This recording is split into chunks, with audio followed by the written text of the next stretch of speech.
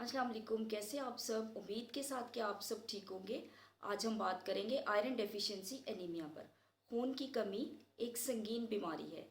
ये एक ऐसी कंडीशन है जिसमें सुर्खुलिये ब्लड में कम हो जाते हैं, जिसे आयरन डेफिशिएंसी एनीमिया कहते हैं।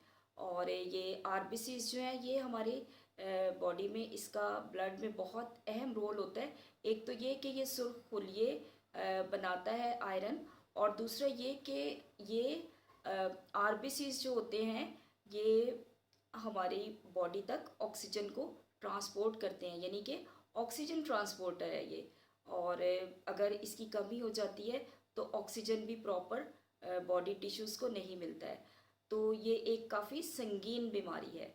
अच्छा, इसकी वजूहात क्या हो सकती हैं कि ये आयरन डेफिशिएंसी होती क्यों है? इसकी सबसे बड़ी वजह ये है कि ग़िज़ा में आयरन का इनटेक कम होता है। हमारी बॉडी को आयरन प्रॉपर मिल ही नहीं रहा होता, जिसकी वजह से आयरन डेफिशिएंसी हो जाती है।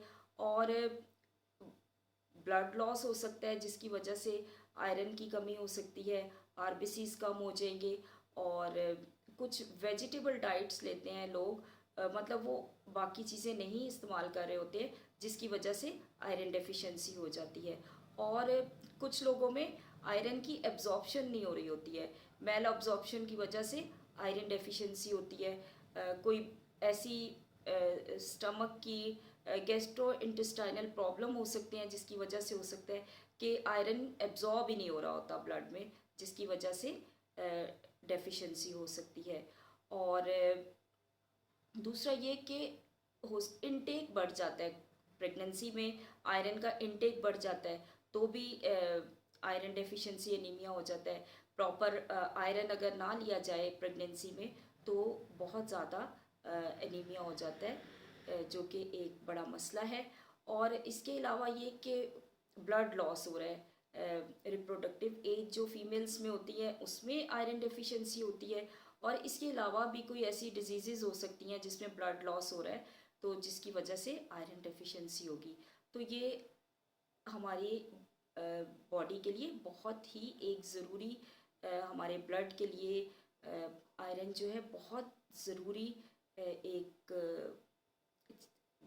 चीज़ है। तो इसकी कमी जो है वो काफ़ी तकलीफ़ दह होती है। और अब ये है कि अगर किसी में आयरन डेफिशिएंसी एनीमिया होता है तो अब क्या सिम्टम्स होंगे? तो सब जो जिस अगर जिसे आयरन डेफिशिएंसी एनीमिया होगा, सबसे ज़्यादा वो थकावट का शिकार होगा कि बहुत थका-थका, कभी वो मतलब कोई काम-काज इतने प्रॉपर तरीके से नहीं कर पाएगा, उसे समझ नहीं आएगी, पट्ठों में दर्द होगा, जिस्म में दर्द होगा।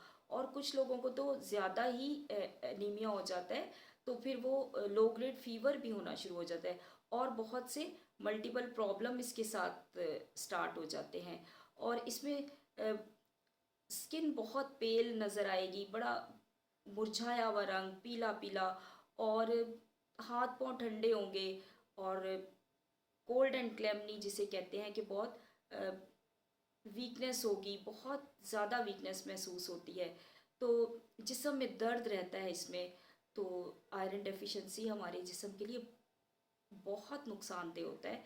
तो आप इसको ज़रूर तवज्जो दें। बाज़ दफ़ा चक्कर आ रहे होते हैं बहुत ज़्यादा, तो हम समझते हैं कि शायद आई साइट वीक हो रही है या पता नहीं क्या मसला है, लेकिन हम अपना हॉस्पिटल नहीं जाते हैं कि हम अपना चेकअप कराएं, ताकि पता चले कि हमारे किस चीज़ की वजह से हो रहा है। तो नॉर्मल जो आरबीसीज की रेंज है, जिसे हम हीमोग्लोबिन कहते हैं, वो अगर 13 से कम हो मेल्स में तो वो डेफिशिएंसी है, और फीमेल्स में 12 से कम हो तो वो डेफिशिएंसी है। तो अपने एचबी को, हीमोग्लोबिन को मेंटेन रखें, और इन्वेस्टिगेट करवाएं कि किस वजह से एनीमिया हो रहा है।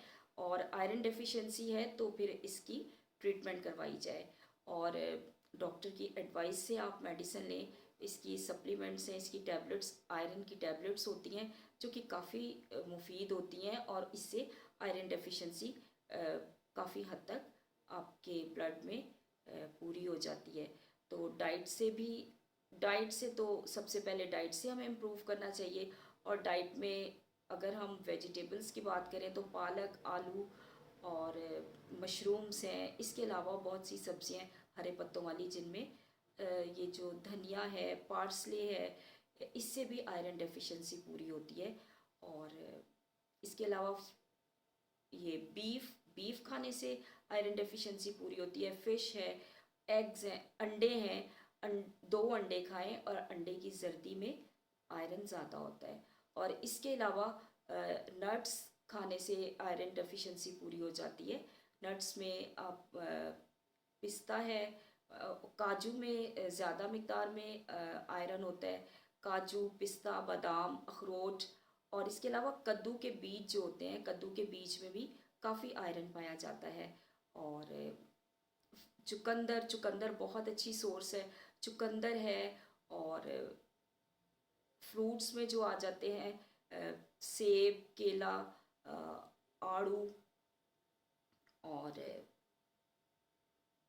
आलू बुखारा, ड्राई आलू बुखारे से भी काफ़ी आयरन जो है वो मेंटेन होता है और आलू बुखारा खाने से भी मेंटेन होता है। इसके अलावा अंजीर जो है, अंजीर फिग जिसे कहते हैं, अंजीर से बहुत अच्छा आयरन मेंटेन होता है।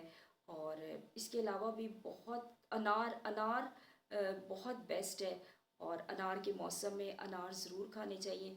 इससे एचबी काफ़ी ज़्यादा हीमोग्लोबिन मेंटेन होता है। आरबीसीज हमारे बहुत हेल्दी होते हैं।